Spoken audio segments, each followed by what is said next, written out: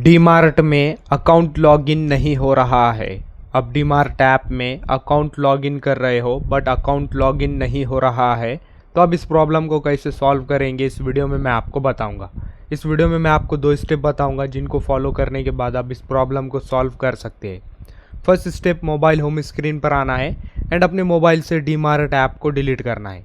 सबसे पहले आप अपने मोबाइल से डीमार्ट ऐप को डिलीट करेंगे, फिर प्ले स्टोर से नया डीमार्ट ऐप डाउनलोड करेंगे ताकि मैं आपको जो स्टेप बता रहा हूँ वही स्टेप आपके मोबाइल में दिखाई दे।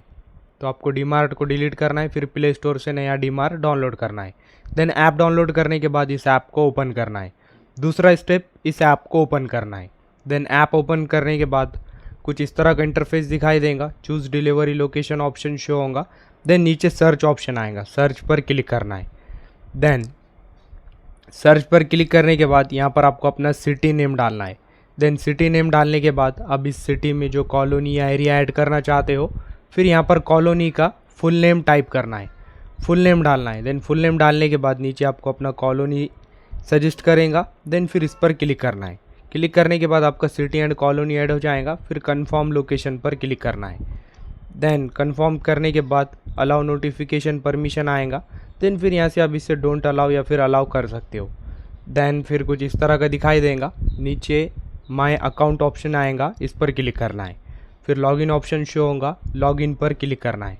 फिर आप जिस मोबाइल नंबर से अकाउंट लॉगिन करना चाहते हो वो मोबाइल नंबर यहाँ पर आपको डालना है।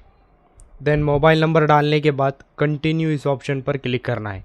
एंड आपको एक बात ध्यान रखना है, आप जो मोबाइल नंबर डाल रहे हो वो मोबाइल नंबर आपके पास होना चाहिए, यानी आपके पास आपके मोबाइल में वो नंबर होना चाहिए क्योंकि इसी नंबर पर OTP आएगा। तो यहाँ पर आपको अपना मोबाइल नंबर डालना है। देन नंबर डालने के बाद कंटिन्यू पर क्लिक करना है।